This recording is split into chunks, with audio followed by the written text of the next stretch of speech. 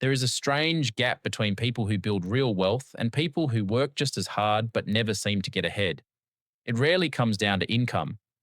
Plenty of high earners retire with almost nothing, and plenty of average earners retire with millions in the bank. The difference lives in the daily habits nobody talks about at family dinners. 7 of them in particular show up again and again in the research on self made millionaires.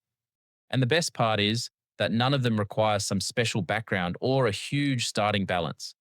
They are simple choices, made over and over again, until they turn into results that look almost unfair from the outside. The first habit is paying yourself before anyone else gets a piece of your money. The average person waits until the end of the month, looks at what is left over, and tries to save that. The problem is, there is almost never anything left because life expands to fill whatever sits in the checking account. Wealthy people flip the order entirely. The moment income hits their account, a fixed percentage moves straight into savings and investments before rent, before groceries, before anything fun.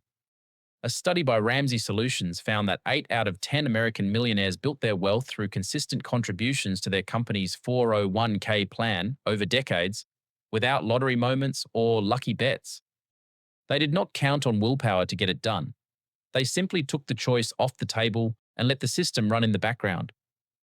You can do the exact same thing tonight.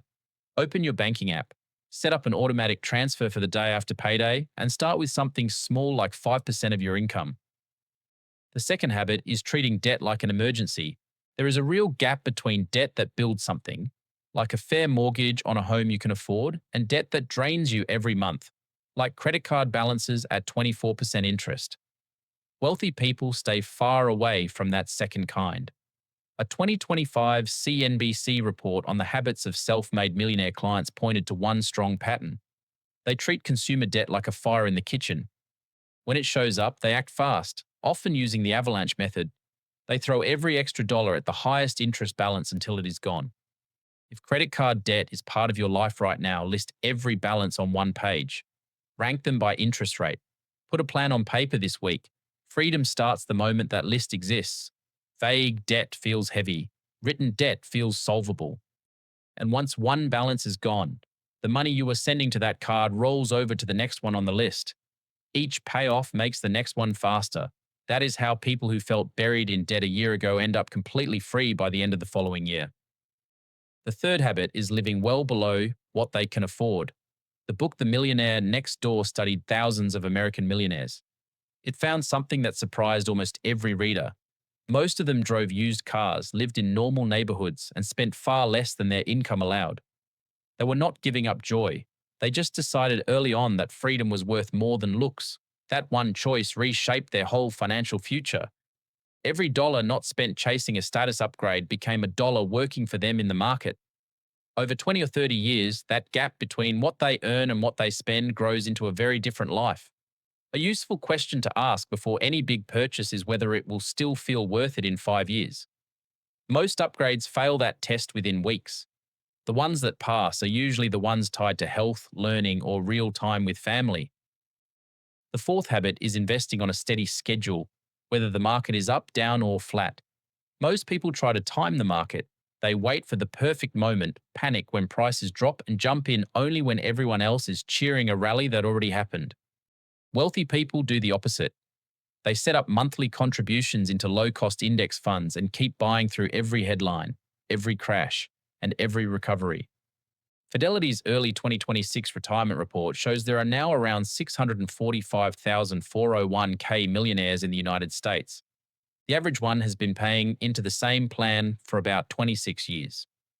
There was no lottery moment behind those numbers. There was just steady action while everyone else was reacting to short-term news. Pick a low-cost index fund. Set a monthly amount you can stick with through good months and rough ones. Then let time do the heavy work for you. A drop in the market is not a reason to stop. It is the version of the same fund on sale. The people who keep buying through those months are the ones who end up on the winning side of the story a decade later. The fifth habit is building more than one stream of income.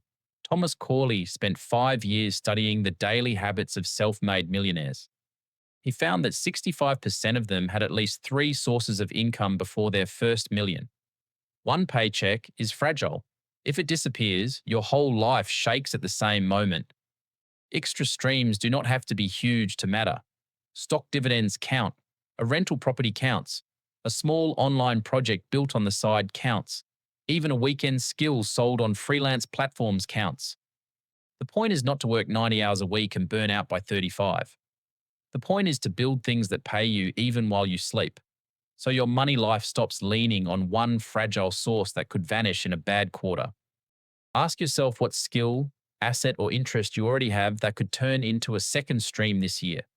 Then pick the smallest possible version of that idea and start it this month. Most second streams begin as tiny side experiments that nobody takes seriously at first. The sixth habit is guarding your time and attention the same way most people guard their bank account. Wealthy people read, and they read far more than most people realize.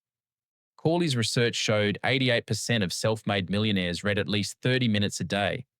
Most of it is non-fiction, focused on business, life stories, and personal growth. This is not about being busy every second of the day. It is about seeing that attention is the raw material behind every good money choice you will ever make. A single book on investing, read carefully, can pay you back thousands of times over the course of your life. That is a return no app on your phone will ever come close to matching. Trade 30 minutes of scrolling for 30 minutes of learning 5 days a week. Within a year, the shift in how you think about money, risk, and chances will surprise you. The seventh habit is thinking in decades. Most people plan their next trip more carefully than they plan their next 10 years of money life. Wealthy people flip that around. They set long-term goals, break them into yearly steps, and check their progress on a set schedule. Research from Brad Klontz, one of the top voices in financial psychology, points to future thinking as one of the strongest signals of long-term wealth. In his work on money beliefs and behavior, the ability to picture and plan for a future self shows up as a powerful factor, often more powerful than income or schooling alone. The good news is that future thinking is a skill anyone can build. Write down where you want to be with money in 10 years, then work backwards. What does year 5 look like? Year 3? This month? The moment your daily choices connect to a clear long-term picture, everything changes. Small actions stop feeling small once you can see where they lead. None of these 7 habits ask for a high income to start. They do not ask for a finance degree, a rich family, or perfect timing. They ask for a choice, repeated on normal days when nobody is watching and nobody is clapping. The wealthy are not a separate group with better genes or hidden secrets. They are people who picked a small set of habits and stayed with them long enough for compounding to do the rest. The maths works the same for everyone. What changes is who shows up long enough to let the maths finish its job. If you got value from this, do me a favor and hit the like button, subscribe to the channel, and turn on notifications so you don't miss the next one. I'll see you there.